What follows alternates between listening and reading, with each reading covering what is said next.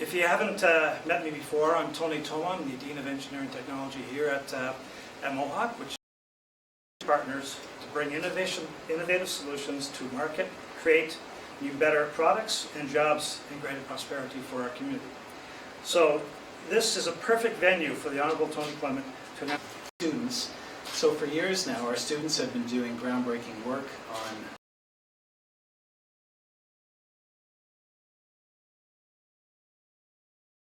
here at the college. Go Canada, and it has been very much appreciated, Minister. Over the past 5 years, Mohawk has received 3 NSERC grants totaling $5.6 million in e-health records and energy technologies. We've also received 2 FedDev awards totaling $1.5 million for research projects with SMEs here throughout the region. And MEDIC, the lab that we're standing in right now, was made possible thanks to a $2 million investment from CFI, the Canada Foundation for Innovation, plus the Ontario government and our private sector partners, of course. So we're very excited to have this great benefactor from, or have this the federal government here in this very lab, which I think is showing a great return on the federal investment. Minister Clement is president of the Treasury Board and member of Parliament for Parry Sound, Muskoka. He was first elected to the House of Commons in 2006 and has since been re-elected in 2008 and 2011. In 2011, Minister Clement was appointed president of the Treasury Board and minister for the Federal Economic Development Initiative for Northern Ontario. He previously served as Minister of Industry and Minister of Health. Prior to running for federal office, the minister was a member in Partnership Against Cancer Corporation. Minister Clement has also been... Thank you as well for your kind invitation to be here with my collaborator in all this, Ray Sharma, who's going to say a few words, I believe, a little bit later as well. Great to be back at Mohawk.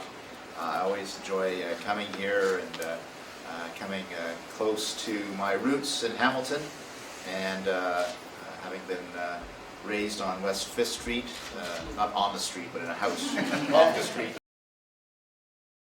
the Hamilton area, and to be with my colleague, David Sweet as well, who does such a great job representing the area in Parliament as well. And exciting to start off the new year. You know, I saw those bright-eyed and bushy-tailed students on the in the hallway outside getting ready for the semester, and talk a little bit about this Canadian Open Data experience, which is I know some of you, judging by what Rob said, are already veterans of hackathons or appathons, but this is something new, it's unique, it's exciting, it's national, and I think it will really make a difference not only for the cash and prizes that will be available, but also for our country and for our citizenry. So I will talk a little bit about that. CODE, Canadian Open Data Experience. It'll be a 48-hour hackathon or appathon taking place on the weekend of February 28th, March the 2nd. Now, the physical location's Toronto, but of course, in today's day and age, if you can't make it to Toronto, that's fine too. There'll be an opportunity for students and tech entrepreneurs alike to participate online as well. And what is CODE? It's an opportunity for ambitious and creative students, also other people as well, but I'm speaking to a student audience. So those of you here at Mohawk, and of course across the country, the opportunity to develop new apps using federal government data sets. Now,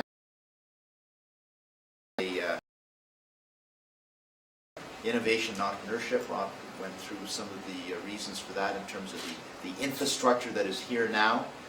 And I was also told about Ryan Barrichello, who is president of Links Smart Inc., which is a web development firm. And Ryan graduated from Mohawk back in 2006, and he has won a string of awards for his entrepreneurial skills. So that's a really good example of an amazing, successful graduate from here at Mohawk. And what we want to do is we want to build on that foundation, and Code wants to build on that foundation, and also build on the foundation of the great Canadian Appathon, which Ray Sharma at XMG Studio has fostered and has fathered, and that is something that I think you'll find interesting as well. XMG, I'm sure Ray is too reticent to tell you, but it's a very successful, Toronto-based, but international mobile game developing company. So Ray will talk appropriate, and I don't have to tell you in this room that, well, since humanity invented government in a more sustainable manner, we have data sets on almost anything imaginable, from Canadian demographics, of course, through Stats Canada, to things like national broadband coverage. That's a good example right there. And with the rise of digital technology, there's been a growing appreciation for the data that has hitherto been locked up tight in the government vault. Most people now understand the potential that that data can create. It can create new economic opportunities and, of course, improve the lives of our citizens. And I've said this before, I'm going to say it again, I really do believe that open data is Canada's 21st century natural resource. It allows developers and designers and hackers to use that raw data, and they can transform it. Entrepreneurs can transform that into useful apps, and that allows Canadians to save time on their day-to-day schedules and, of course, make better informed decisions. Let me just give you an example.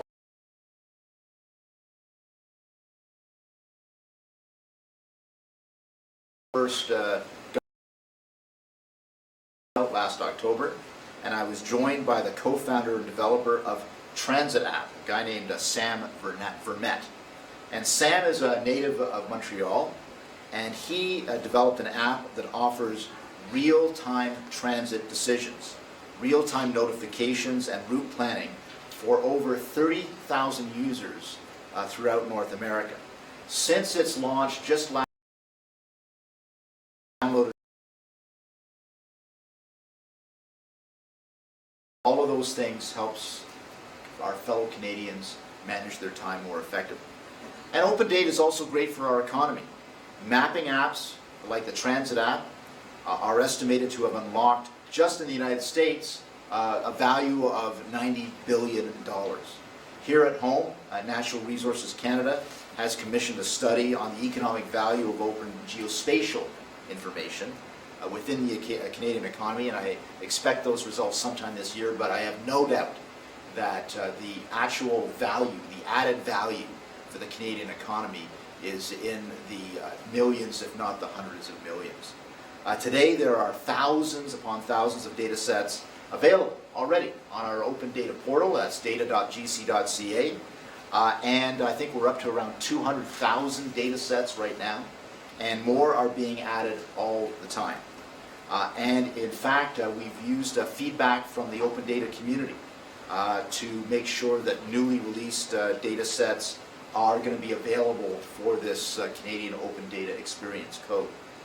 Open data users voted the North American Industry Classification System and the National Occupation.gc.ca, and they are now on the portal. So the other great thing about this site is that you can integrate or mash up the data with other government data for analysis, and you can build your apps using these classifications in a variety of ways. So, Code. Code participants will be challenged to use open data from data.gc.ca to create the most popular. Of course, appathons or hackathons are great educational tools that also help to spur innovation in the tech industry, which is why we as a government are focusing so heavily on developing relationships with colleges and universities like right here at Mohawk. Our intention is clear, is to encourage entrepreneurs and students like yourselves to continue exploring the possibilities, the endless possibilities that open up when technology is combined with computer science, graphic design, social sciences research, or government studies. So this is part of our broader commitment to the open data movement. We want to make sure that this is spread out across the country, that open data enthusiasts across the country and indeed around the world are part of this open data movement. We think it is so important. One of the things that we did last year was overhaul the open government license. We used the best practices. We open sourced the license agreement, and basically the new license gives you unprecedented access to federal data and the right to reuse it. And for thousands of government data sets, as I've said, download the data sets around the world can do that, and we think that that's a good thing. And of course, code is there to help us leverage that data. Important for Canadians in the future. I should tell you that more than using federal government data, we're just at the starting point. This is really the start of something new and exciting, and so the opportunities for new apps are really almost boundless. And I can tell you right now, there's an app for travelers that warns you about situations that may affect your safety or well-being abroad. There's an app that brings you important information on recalls and safety alerts for a wide range of goods, such as health.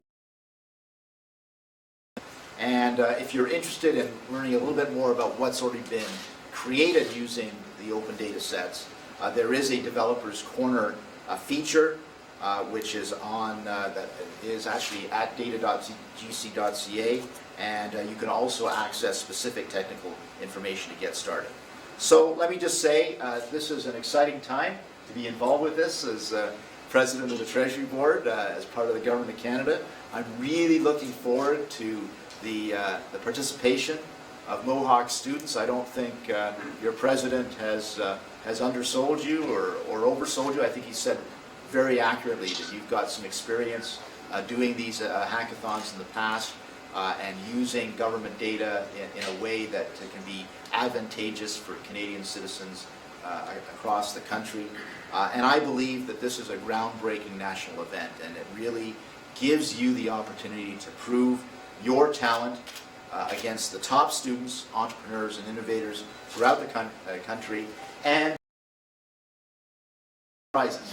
So there is a financial incentive here. We've got some great sponsors who have already signed up, including, of course, our friends at XMG and of course, OpenText and some others.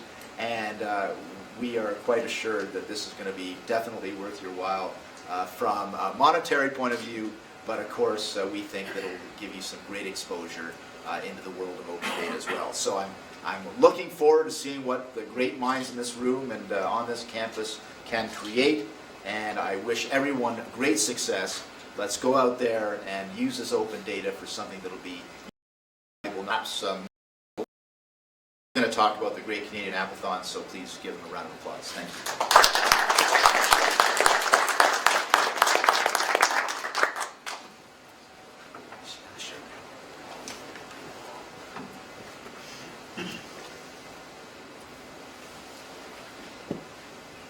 We're going to do a little presentation for your entertainment a little bit before we get into that. See if I can, excuse me. So, I got to say something about the minister before I begin, because he's really proving out what a true digital politician is like in this day and age. He, forget about the social networks. He was doing Instagram and Google Hangouts.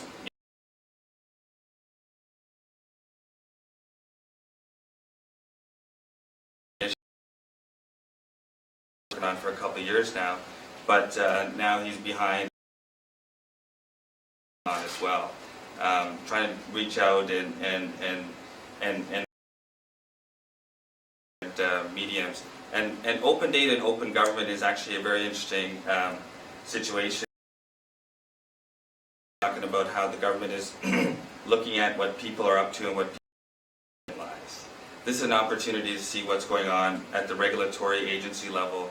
This is what's an opportunity is what are their income, communication on such a detailed level. Of our discussion here today, is to really do things that highlight the wealth of information that's available that the Minister mentioned, the and innovative. Myself, I've been involved in about 600 million mobile downloads worth of app experience, so it's given me a lot of perspective on what it takes to build successful app companies. And we created this hackathon called the Great Canadian Appathon to give back to the student community, to actually just help them learn. And I'll talk in just a minute about the partnership that we and the Canadian Open Data experience. Before I do, I just want to quickly, give you some perspective on a per year unit basis, how much these mobile smartphone devices sell when you try and compare them to other computing platforms like PlayStations or Xbox 360. We'll see how the new generation console. But the two are connected in consumption of time.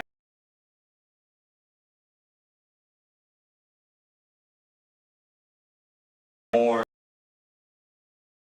in web browsing, and soon potentially we're coming up close to our television. If ever, even if you include time spent in mobile web apps and put it over on the other side. That was a seminal month, and ever since then the trend continues to distance itself. So we should care about apps, and we'll connect all the dots between these thoughts in just a minute. Why have apps been so disruptive and successful? Well, if we look at entertainment and considered it on a per hour basis, if a movie costs you $13.50, it's 2 hours, that costs you $6.25 per hour. If you just bought an Xbox game for $40 and it's 40 hours, that's about $1 an hour here. But the truth is, most Xbox games are 6 to 8 hours, so that number should be more like $6, $7. This is a conservative number. When you look at a mobile game and say you take an Angry Birds and you spend 20 hours playing a $1 game including all the updates, that's a nickel per hour. But when you factor in freemium, then the number goes infinite. So, obviously if you look at entertainment on a per hour basis, we're talking about pennies versus dollars for a console. You can apply this to anything. Paperback book, $10, 10 to 12 hours, 80 cents or so per hour is what you're paying on that on an statistics for you. The all-time biggest selling game in video game history was Mario Bros. It sold 225 million copies in 25 years. It's the all-time biggest hit. Brain Age, just for you video game doubters when it comes to brain development, is the number 3 all-time selling brain development game. Angry Birds has had 1.7 billion downloads in 5 years. I've been over there to visit them in Finland. Their head of marketing is doing a good job. Now look at this race to 1 million user statistics. Facebook 9 months, it took Instagram 9 days. Or sorry, let's draw something. Draw something has since been, I guess, replaced by Instagram. I'm just going to quickly flip through this because in the interest of time, but just to give you, just a dream perspective about the future of applications. We're all familiar with the Khan Academy and how amazing tool that is for all parents. Education industry, from an apps point of view, has tremendous potential for disruption. People are still carrying around textbooks. There's going to be really probably one of the biggest impacts in education. Healthcare as well. These devices are now being used to monitor your heart rate. It is a little bit scary for some people from a privacy point of view, but diagnostics of a person, you could notify a person maybe 5-10 minutes before a cardiac event occurs that a cardiac event is imminent. And in Canada, 48% of deaths are caused by cardiac events, 10% by stroke. So this could save lives, is what I'm trying to say. There's other apps that relate to other disorders like diabetes. There's some emerging devices that'll be quite interesting. Scanner technologies. There's this freaky one, this terahertz scanner, which can scan through clothing. But it's really not supposed to be meant for that stuff. It's supposed to be meant for seeing if a mole is, has carcinogenic qualities, that type of thing. There will be other applications. Projectors are already been integrated into devices. The head of mobile at NVIDIA is expecting a 300x improvement in the mobile computing of tablets in the next 3 years. So the next couple of years, tablets are going to be more powerful than the new generation game consoles that just came out. It's going to be very interesting times. And I'm just going to skip through this one in terms of transmedia, which is just an interesting one from the integration of all the different types of media. We've worked with brands like Degrassi, Canadian company, Inspector Gadget, which is also owned by a Canadian company, Cookie Jar. And of course, we're heading towards a multi-screen world, and how this Automotive early hackathon event. There was a company that came out of this event in the Valley that Skype ended up acquiring for multi-tens of millions of dollars, the result of a hackathon. XMG itself, I mentioned awards. We did a hackathon, 24-hour hackathon. The game that resulted, Cows vs. Aliens, ended up getting 3.5 million downloads on Android, about 3 million on iOS, but it ended up winning Most Innovative Android Game of the Year. And this was a result of a hackathon that we did just to test out whether or not hackathons are viable concepts. So I think there's some proof there. All of academia is we're going to take the best students from GCA, so the top students are going to get in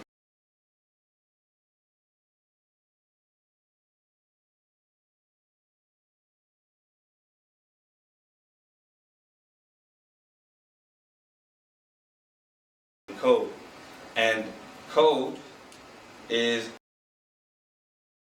now this is where I think things get interesting on a whole different.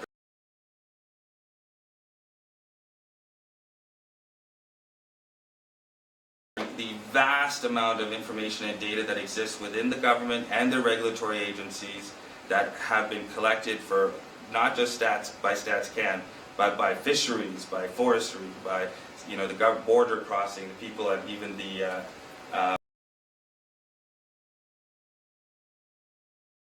these applications, which will use government data that will be available for free, will end up resulting in applications that I believe will result in saving Canadians time.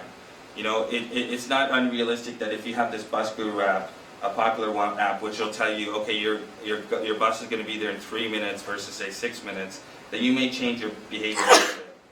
And therefore you might save city type of app, but using census information from Australia. So all the, Stony Creek, Dundas, all the local towns and stuff will be pulled, the actual information about, the salaries and so on are pulled in there. And that's an app application that I personally love. But I have to say that the amount of data information that's out there is tremendous on an international basis, of which Canada is helping take a leadership role. But we're talking about water boys and I think that's it. And I don't know. Do I pass it back to Tony?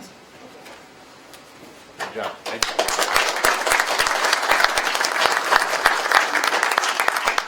I'd like to ask Mr. Sweet to come to the podium to say a few words, and then we'll open it up for Q&A. Thank you, Hamilton. Thanks, Ray, for a great presentation. I feel like I have to start with, did you say there's cash and prizes? Yeah. First, let me take this opportunity, because I have it publicly, to congratulate Rob McIsaac on his tenure here at Mohawk. Since 2008, we've been working together. It's been a great experience for me. I hope it will just be a greater benefit to Hamilton, to Canada, to the healthcare industry, at large as well. With that said, I am also very confident with the number of very qualified vice presidents here that the college is in good hands. However, the next leader is going to have some big boots to fill, no question about it. But I just wanted to publicly congratulate you. And, I want to say too about, because Tony already mentioned it, being the best college in the greater Hamilton, Toronto area. Congratulations on that as well, and all of your efforts. I say that not just from the aspect of representing Hamilton here as a government member, but also my son is a graduate of Mohawk as well. So there's great things ahead, and this, of course, this new endeavor is going to be just one more arrow in your quiver, so to speak. The emphasis on applied R&D here at Mohawk is exactly what we need to ignite the imagination of entrepreneurs, fuel the human resource needs of business in the greater Hamilton area so our local economy can continue to grow, attract new talent, and attract new business. That's what we're here to talk about today. I want to thank Minister Clement for being here today, for his enthusiasm for Canadian open data experience. CODE is an exciting project. I'm confident that the know-how here at Mohawk is going to do very well in this competition. And the results will help our continued effort to be at the forefront of the open data movement.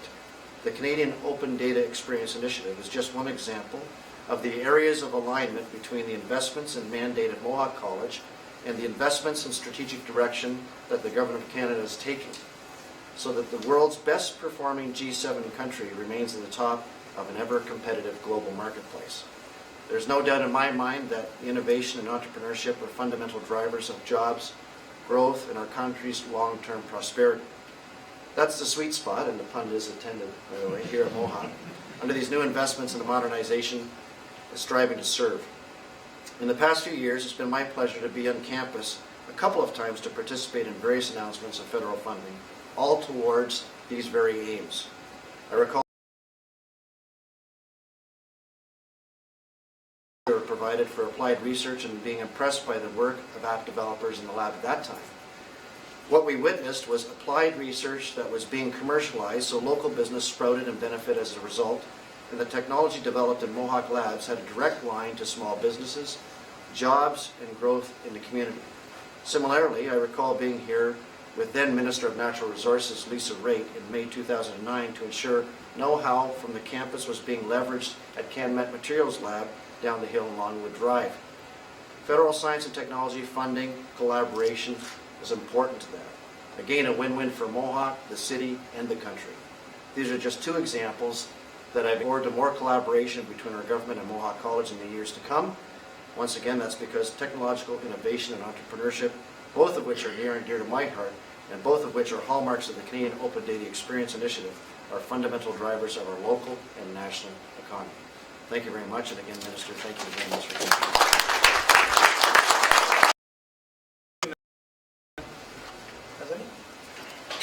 Yes. Well, we've actually had to double the capacity because we reached capacity just before Christmas. I think we were expecting 100 teams, and I think we've already reached that. So basically, the sky's the limit. We will accommodate as many as possible. And so right now, our target is if we can get up to 200, that would be great. Double what we initially expected, but we can always make plans for others if we meet that target again. What longer-term resources are available? Say an application provides a civic service, but may not have a profit model with it because of the nature of that service. Does the federal government provide support for these students that may create that? Well, I think what we're doing is providing the raw data and the continuous upgrading. I think where our funding will be going is making sure the data is current and is easily accessible. Yeah, I mean, obviously there's a number of different aspects of interest in open data. Some of it is entrepreneurial, and that's what we're trying to tap with the CODE contest. Some of it is not-for-profit groups that might be municipal organizations or even national organizations that have a particular healthcare field or something environmental field or something like that, where they want to provide more research in some cases or more information to the public based on Canadian open data. So it really depends on what your aspiration is, and some of these can intersect. Certainly, entrepreneurs can help environmental causes or healthcare causes and so on. But I see the fundamental role of government is providing, in a fresh way, continually the access to more and more data sets of information. Since we're in a place of learning, what grade would you give your own government in terms of making data available, in terms of open data making available? A+. Really? Well, certainly we are world leaders when it comes to open data. I don't think there's any other government that I'm aware of that can point to the amount of data sets that we have made available. What we are doing is being looked at in the UK. We keep in close collaboration with the USA with the President Obama's initiatives when it comes to open data. Australia is another good example, and we can go through the list. But I would say one of our strengths in Canada is open data. Now, we always have political debates and discussions. What sort of information should be made available by governments, and what sorts of information, maybe there's a privacy reason, or there could be a national security reason, or because it's a matter of discussion within cabinet. Those have traditionally been areas where information is not provided. And that's a useful discussion to have. And that discussion evolves over time.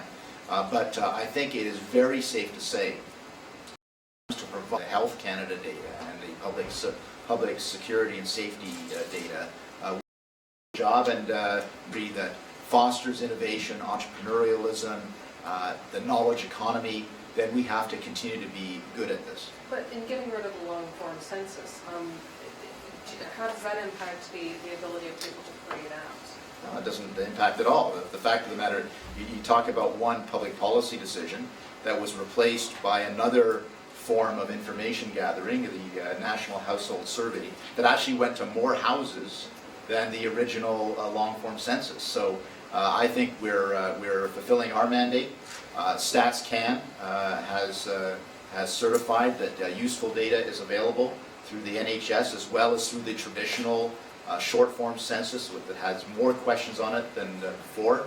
So yeah, we're fulfilling that mandate. But this is the part of our renaissance when it comes to postal codes in Canada. And now, under the present census, we have some of those postal codes where there's not enough data for StatsCan to provide census tract data. And our Social Planning Council has said that this is a problem for them. When's this National Household Survey coming, and when's that? How's it going to fill that need? Well, we had a National Household Survey in 2011. I think what StatsCan is doing is taking the results of that. They found that in certain areas of the country, there were some things that they didn't anticipate, but they also found that in other areas of the country there was a greater participation rate than had occurred previously. So yeah, this is how it works. You deliver on a particular public policy good, which in this case is the National Household Survey. You assess the results, which is what StatsCan is doing, and you make some changes for the next survey, which is exactly what they'll be doing. Yeah. I think the open data movement is a great idea, and I know the city of Hamilton has stumbled with a couple of minor forays into this. Do you plan to encourage the other governments, both provincial and municipal, in Canada to participate in some formal way? Yeah, I really appreciate the question, because I neglected to mention that, and that's a really important point. We have a very strong relationship with a number of provinces already on open data, where they have already signed on to our open license. Access the federal data, and on the same terms and conditions, access provincial and municipal data. And so I'm going around the country encouraging that movement.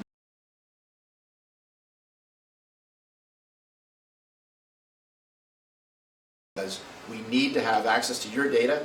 Thank you very much.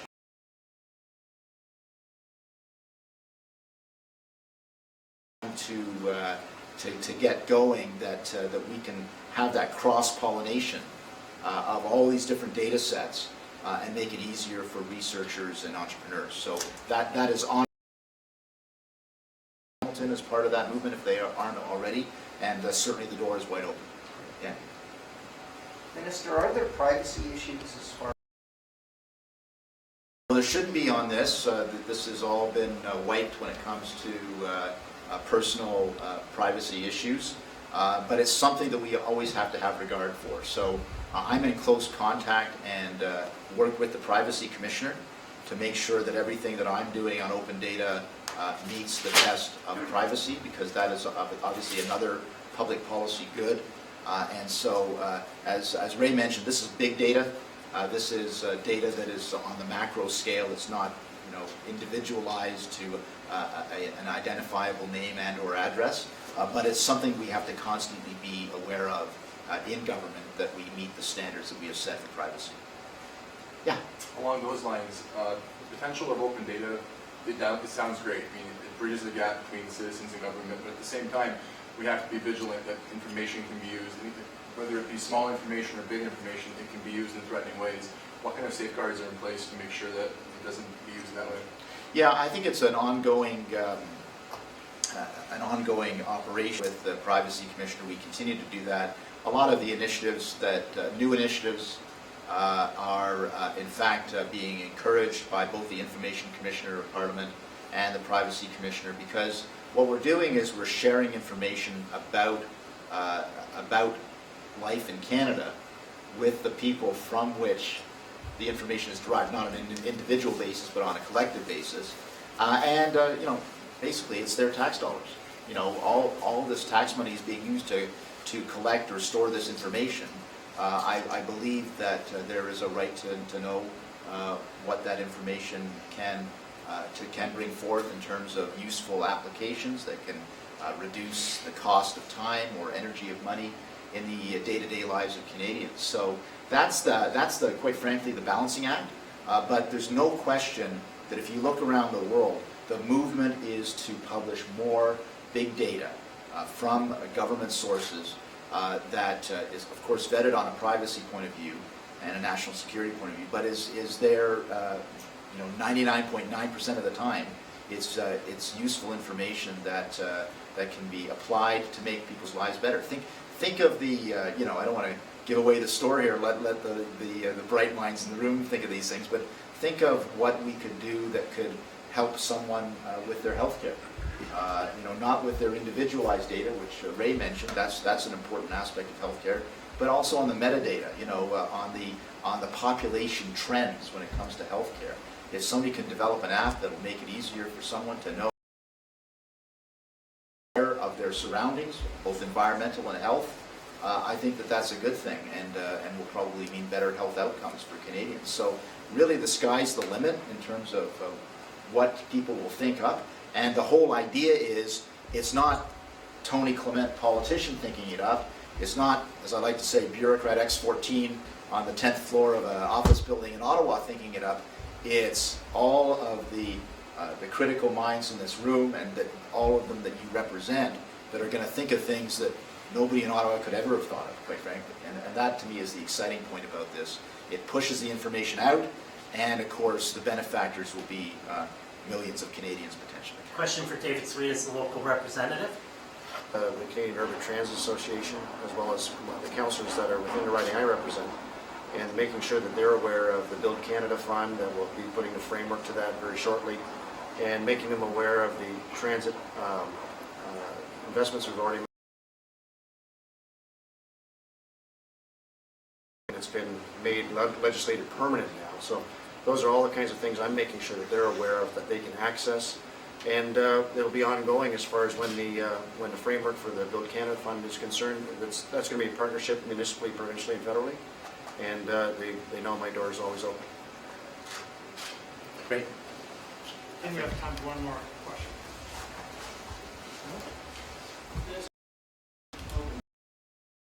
And their fortune on maps. Right. Is that kind of thing going to be coming down as well, or accessible through open data? So All of the data that I'm mentioning, of course, is available free of charge, but there are some, maybe it could be a geospatial thing that you're referring to. If it gets posted on data.gc.ca, then it automatically, by definition, has to be free of charge. And what I'm doing is I'm nudging departments, you know, maybe get my elbow out a little bit, like Gordie Howe. For those of you who are under the age of 40, he was a hockey player. But, you know, I am doing what I can to push them to, you know, there is an expectation. I'm in charge of this government-wide, and certainly my expectation is many more thousands of data sets will be posted online. So I can't speak to your particular. currently from government now costs money. Yeah. And- But, you know, some of those StatsCan ones used to cost money too. Right. And then they made. That's what I'm wondering, is there a move to try and push them into Yeah. open data so that I would say generally that the answer to that is yes, and certainly it has worked very well for StatsCan to do that. You know, many thousands of these data sets are StatsCan data sets, and my point of view is taxpayers already pay for this. You know, that's what they pay for in terms of government being there. So there should be some advantage to that. So that's my personal philosophy on this, and I'm doing what I can to nudge departments in that regard. Yeah. Thank you very much. I'll just, one last comment, sorry to cut you midstream there, guys. The entire weather industry and all the related channels and apps and everything like that are all based on government available data. It's open, it's a great example of an open data application. Absolutely, yeah, that's great. Thanks for coming out. Thank Thanks, you. everybody.